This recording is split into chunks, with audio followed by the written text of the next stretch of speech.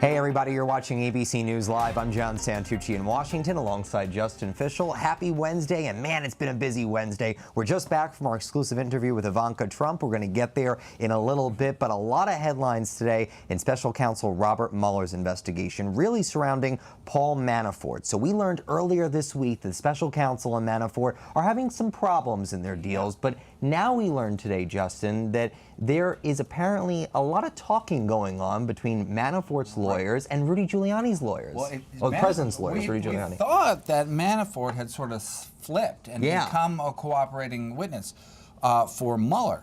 What we've essentially, the takeaway this week we've learned is that's not happened. Right. The plea agreement with Mueller has completely fallen apart. And Manafort faces a full punishment now, basically.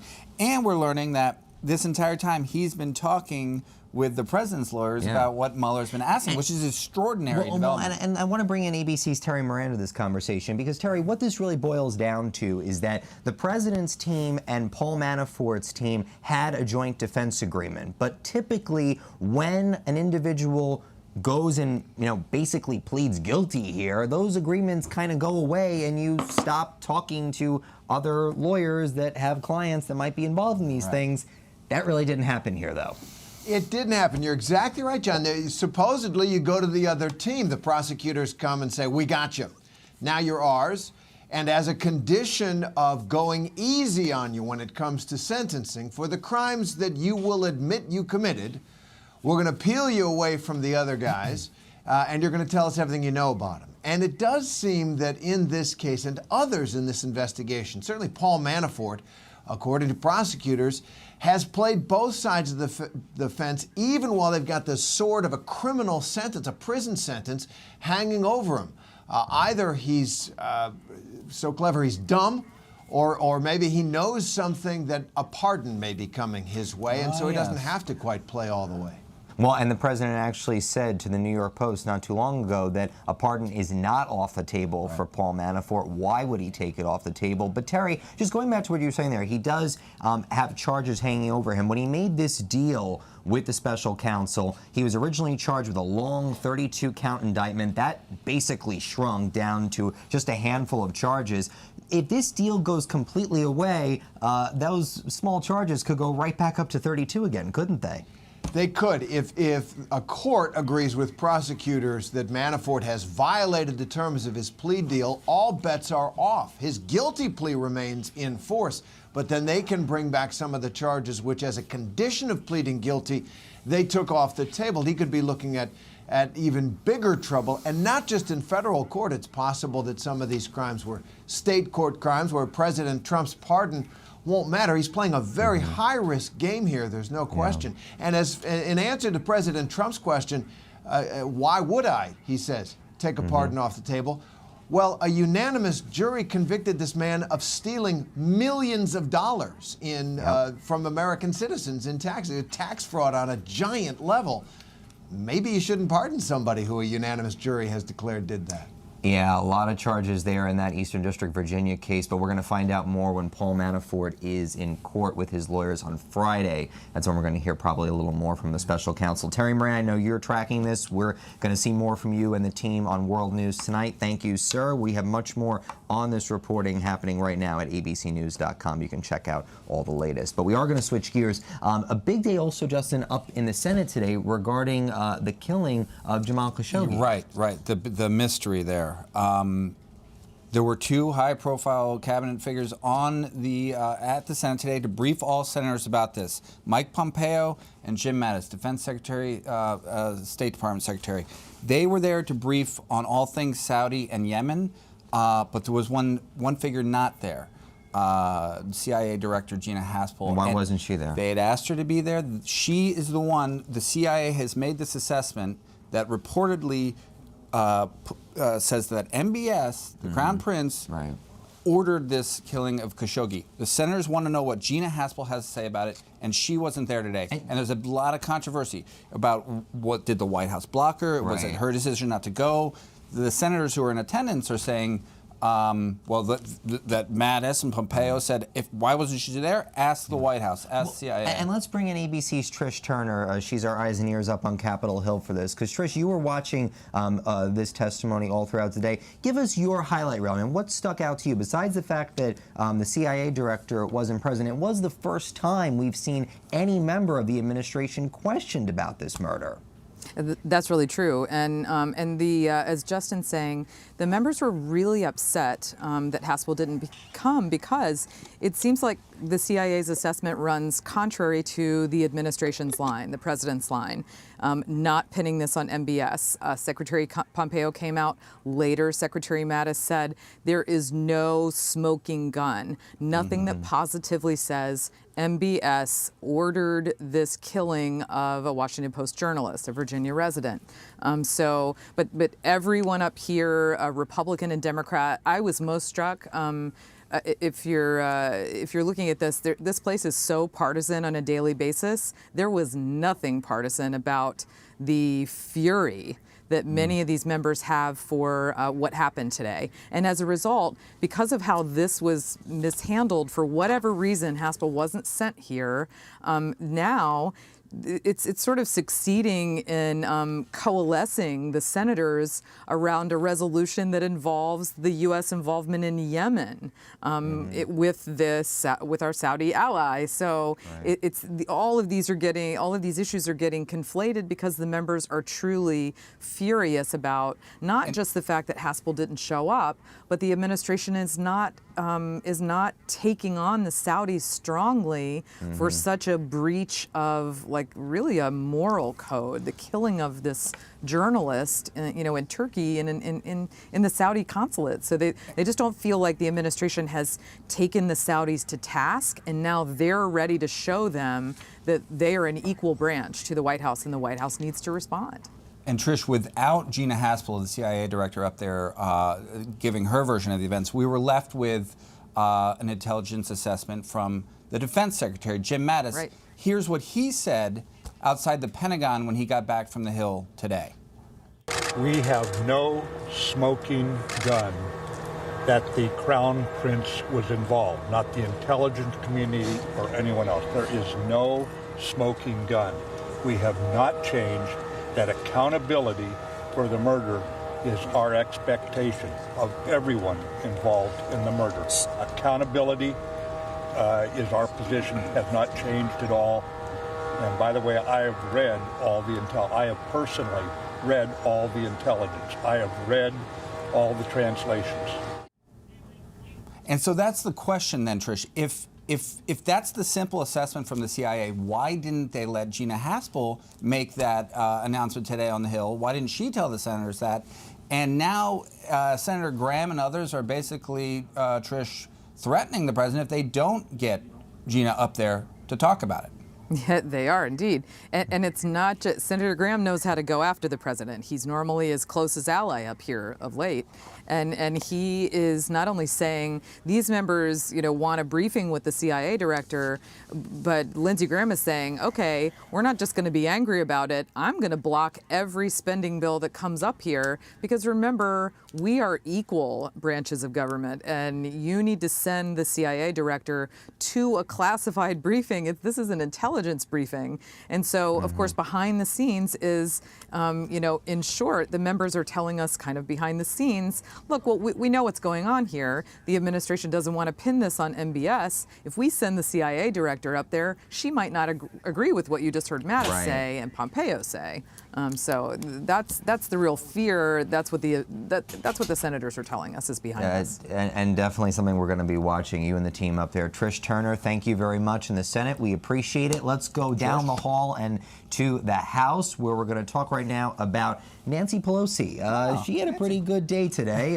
We'll kind of let her just say it for herself. Take a listen.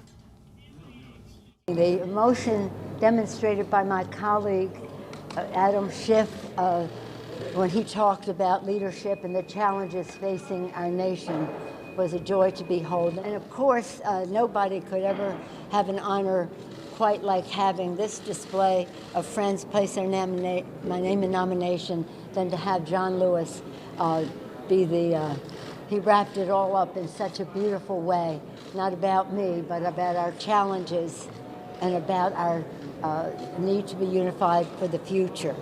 So I'm very, very just so inspired by it all, and I'm so grateful to my colleagues for what they have done to place my name in nomination.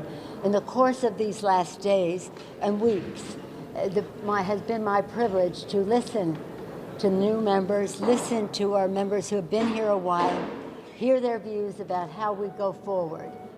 Say done deal. I'm thinking of two words. You? Done deal. Done deal. Yeah. That sounds like it. Nancy Pelosi. You told me to say that. Yeah, I kind of did, but you followed my lead. Thank God. She just has to dust off her old plaque. She certainly looks like she's about to become the next speaker on the House. Let's bring in ABC's Ben Siegel, who's been tracking this one today. Ben, I mean, you know, there was a list. There was growing. You were telling us, Ben, there would be other names. It was continuing. What happened, Ben?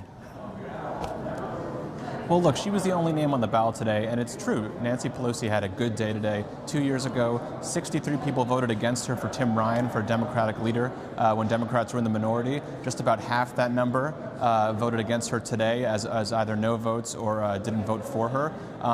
But it's also true that she needs an even better day in January to win the gavel on the House floor. She'll need 218 votes on the floor on January 3rd, assuming that all members are there and voting. And she's about 15 votes short as of today, so she still has some work to do, but yes, it was a good day for her. Definitely seems like it. Well, Ben, I know you and the team are going to be watching that as we get closer and closer. Keep us updated. Ben Siegel up on Capitol Hill. Thank you, sir. Coming back to here inside the Bureau, an ABC News exclusive today, the first daughter, Ivanka Trump, speaking to ABC's Deborah Roberts. We were out in Idaho with the first daughter as she was there meeting with school children as part of an initiative led by Apple CEO Tim Cook. One of the big headlines, though, right now, we don't have to remind you of this, it's her emails. Yeah. A big congressional investigation mounting into her usage of private email. Take a listen to what the first daughter told Deborah Roberts. It has come to light that early in the administration, you used your private email for White House business. Your father had taken Hillary Clinton to task for this. So how did you wind up in a similar situation? Well, there really is no equivalency. All of my emails that relate to any form of government work, which was mainly scheduling and logistics and managing the fact that I have a home life and a work life, are all part of the public record. They're all stored on the White House system. So everything has been preserved, everything's been archived. There just is no equivalency between the two things. But your father hammered Hillary Clinton on this, said that it was criminal, she should be locked up. In my case, all of my emails are on the White House server. There's no intent to circumvent. And there were mass deletions after a subpoena was issued. My emails have not been deleted, nor was there anything of substance, nothing confidential that was within them. So there's no connection between the two things. So the idea of lock her up doesn't apply to you? No. Well, that may be her view, but there is a mounting pile of investigations mounting up on Capitol Hill. We know that some Republicans have come out here saying, Okay. Go ahead. Look, she's basically right. There is not a big equivalency. The Democrats can investigate this. Well, she said there's no private server, so there's no private that's server. different. There's not the class. We don't know yet, but there's no evidence of classified information. She Right. wasn't the Secretary of State who had a private server for her entire time there Well, when she was the White House. But the should- idea that she did this after she witnessed what Hillary Clinton went through is the foul. And after everything her father was saying for 500 Right. whatever it was days that he was a candidate. It would be a waste of time for Democrats to investigate this, in my humble opinion. Well, I mean, I do think also we have to point out that Ron Johnson, senator from Wisconsin, has come out asking for more information about it as well. He is a Republican. I mean, in fairness, it is something people are asking questions and just like about. Clinton, they're going to find, please print or share this with the nanny. That's what she says she was doing. And I kind of believe her. You know, I need to see a little more for a full-on investigation. So that's your bar, right? We're going to have to deal with this. You know? Well, I mean, listen, more work for us. But the other thing she was talking about as well is that her father's tone. Obviously, we know the president is up and tweeting. How many tweets did he do today? Yeah, I know. I lost count. But take a look at what she had to say about that dynamic with the president, who is her father.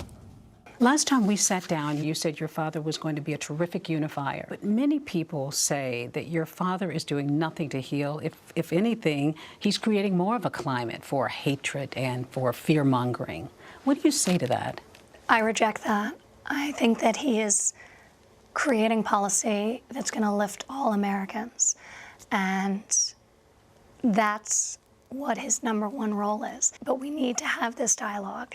And sometimes the expressions of anger and resistance are the moment before you really start to engage in earnest. And we are looking to do that. But his tone doesn't reflect that. And there are people who are wondering, as a White House advisor, do you advise him on his tone? He's my father, and he's my boss. And one of the reasons that I have such a good relationship with him in both a personal and professional capacity is because I'm incredibly candid with him. But my discussions with him are between me and him. And that makes sense for anyone who has a seat at the table and whose voice is heard. So you do disagree with him from time to time? Oh, frequently. And he knows it. He knows exactly where I stand on any issue. All right, so little secret about that interview. John Santucci, you were there. You were in the room. What was your biggest takeaway from the interview? What was the headline? You know, I think among other things, it was one of the few times that I've actually seen her not really dance around a lot of issues. I mean, she, had to come and answer on her emails. We also asked her about the special counsel's investigation. She was very direct, saying it should be shut down. But I think what was most interesting and what we saw is that, this is, like her father, it's an evolution of a person that's learning the job. And for her, she had said to us in another clip that we've aired previously that her way of getting through Washington is just keep my head down, I'm going to focus on the areas I want to focus on, and that's it. And part of the thing also is that she, at times, is, held to a different standard. Why don't you come out and, comment on these things? Why don't you? And she said it right there, I'm most effective when I don't broadcast what I'm thinking. I do it in private. I was a little shocked by how little influence she claimed she had on her father's direction and where he went on certain big issues. Well, I think what she said, though, is that you only will hear about when I'm influential if he comes out and says it, because if she does it, it's not effective for her. She's an employee. I mean, it's a very interesting dynamic that we deal with right now in that West Wing with all of the changes that are always going on there. You can see much more of Deborah Roberts' exclusive interview right here all day at ABC News Live. You can always download the ABC News app. We're on Roku, Facebook, Amazon. Kat, did I miss anything? Did I get them all? Did I check the whole list?